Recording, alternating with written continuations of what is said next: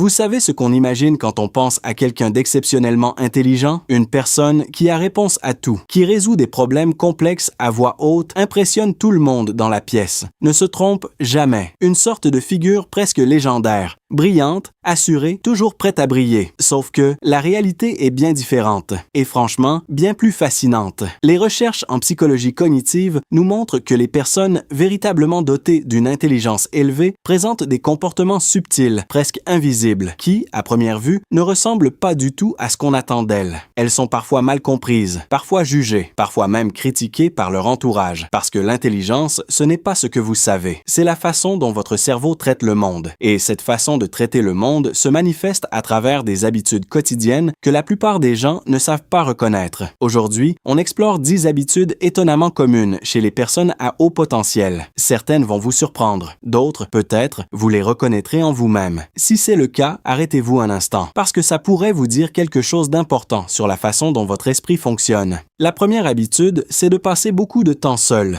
Et non, ce n'est pas de la timidité ni du repli sur soi. Les personnes très intelligentes aiment généralement la solitude parce que leur cerveau travaille en permanence. Ils génèrent des idées, créent des connexions, anticipent des résultats. C'est un processus continu et silencieux qui ne s'arrête jamais vraiment. La solitude offre l'espace nécessaire pour que le cortex préfrontal, la partie du cerveau responsable de la planification, du raisonnement complexe et de la pensée abstraite, puisse fonctionner sans interruption. Dans un environnement bruyant, ce processus ralentit. Seul, il s'emballe. Une étude de la London School of Economics est arrivée à une conclusion frappante. Les personnes d'intelligence supérieure ont tendance à se sentir moins satisfaites après des interactions sociales fréquentes. Non pas par manque d'empathie, mais parce qu'elles ont besoin de silence pour fonctionner au mieux. En France, cette réalité résonne particulièrement. Blaise Pascal écrivait que tout le malheur des hommes vient d'une seule chose, qui est de ne savoir pas demeurer en repos dans une chambre. Simone Weil, elle, voyait la solitude comme une condition indispensable à la pensée vraie. Ce n'était pas du hasard. C'était une nécessité cognitive. La deuxième habitude, et celle-là, vous la reconnaîtrez peut-être tout de suite. Une curiosité permanente, insatiable, qui ne se contente jamais de la surface des choses. Les personnes à haut potentiel posent des questions sur presque tout. Pas seulement les grandes questions philosophiques, mais aussi les petites questions du quotidien. Pourquoi ce système fonctionne-t-il ainsi et pas autrement? Pourquoi cette personne a-t-elle réagi de cette façon? Qu'est-ce qui se cache derrière cette évidence? Leur cerveau cherche naturellement des schémas, des connexions, des explications. La curiosité devient un moteur mental qui ne s'arrête jamais, même dans les moments les plus calmes. Cette voix intérieure, qui ne se satisfait jamais de la surface, qui veut toujours aller un peu plus loin, un peu plus profond, c'est l'une des forces motrices les plus puissantes de l'intellect humain. Et parfois, cette curiosité peut sembler déplacée ou envahissante aux yeux des autres, mais c'est précisément elle qui, sur le long terme, fait toute la différence. La troisième habitude va peut-être vous faire sourire, parce que vous l'avez peut-être déjà fait aujourd'hui sans vous en rendre compte, se parler à soi-même. Les psychologues appellent ça le dialogue intérieur externalisé.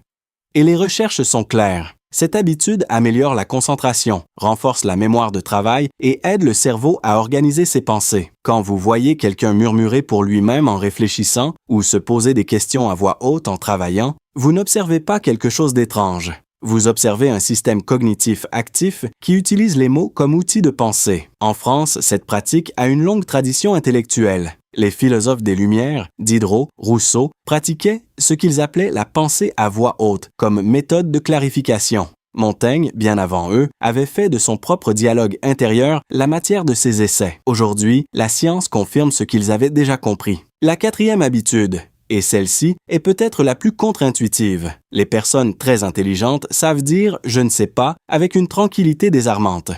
En psychologie, c'est directement lié à l'effet Dunning-Kruger. Les personnes moins compétentes ont tendance à surestimer leurs capacités. Les plus intelligentes font exactement le contraire. Elles sont pleinement conscientes de la complexité du monde et donc de l'étendue de ce qu'elles ignorent encore. Plus on apprend, plus on réalise ce qu'on ne sait pas. Cette humilité intellectuelle n'est pas une faiblesse. C'est l'une des formes les plus sophistiquées d'intelligence. En France, où le débat intellectuel est souvent une joute, où montrer qu'on sait est presque une obligation sociale, cette capacité à dire « je ne sais pas, mais je veux comprendre » est rare et précieuse. Celui qui répond ainsi est généralement bien plus avancé que celui qui répond immédiatement, sans réfléchir, juste pour ne pas paraître ignorant. 5e habitude. Et celle-là, elle a un coût. Réfléchir profondément, même aux petites choses. Une conversation d'hier soir. Une décision apparemment insignifiante. Un mot prononcé d'une certaine façon. Une réaction qui n'aurait pas dû avoir d'importance, et pourtant. Les processus cognitifs qui permettent de résoudre des problèmes complexes s'appliquent aussi aux détails du quotidien. Ce qui peut ressembler de l'extérieur à de l'indécision ou à de l'anxiété est en réalité une mind qui évalue chaque variable avant d'agir, qui examine plusieurs modèles mentaux en simultané. En France, on appelle parfois ça « trop réfléchir ». Trop dans sa tête, comme si la profondeur était un défaut. Mais le prix à payer, un peu de fatigue mentale parfois, est largement compensé par une capacité de décision qui, sur le long terme, produit presque toujours de meilleurs résultats. Ces personnes ne sont pas lentes, elles sont minutieuses. 6e habitude, et celle-là va peut-être vous surprendre, les personnes très intelligentes ont généralement un sens de l'humour très développé, parce que l'humour, c'est cognitivement exigeant. Pour comprendre ou créer une blague, le cerveau doit reconnaître des schémas, subvertir des attentes, connecter des idées apparemment sans rapport d'une façon inattendue et originale. Des recherches spécialisées ont démontré qu'il existe une corrélation mesurable entre un QAM élevé et la capacité à élaborer de l'humour. En France, cette vérité résonne particulièrement. Molière dissèque la bêtise humaine avec une précision chirurgicale. Voltaire démonte les certitudes avec une ironie dévastatrice. Pierre Desproges transforme la noirceur en œuvre d'art. Ce n'est pas de la légèreté, c'est de l'intelligence qui se déguise en rire. 7e habitude, et dans notre culture, celle-ci demande du courage. Changer d'avis quand de nouvelles informations l'exigent.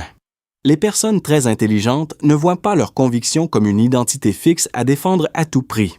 Elles les voient comme des modèles mentaux, flexibles, évolutifs, perfectibles. Quand une nouvelle information arrive, même si elle contredit ce qu'elles croyaient, leur cerveau met à jour le modèle, sans résistance excessive. En France, changer d'avis est souvent perçu comme de l'incohérence, comme une faiblesse. Pourtant, Bertrand Russell le disait avec une clarté redoutable. Le problème du monde, c'est que les imbéciles sont sûrs d'eux et les gens intelligents pleins de doutes. Douter n'est pas reculer. C'est avancer avec honnêteté. 8e habitude. Celle-ci, beaucoup d'entre vous vont la reconnaître immédiatement. Être mentalement plus actif la nuit. Quand le monde se tait, quand le bruit extérieur disparaît, l'esprit trouve enfin l'espace pour se déployer librement. Les idées se clarifient, les solutions émergent, les connexions se font.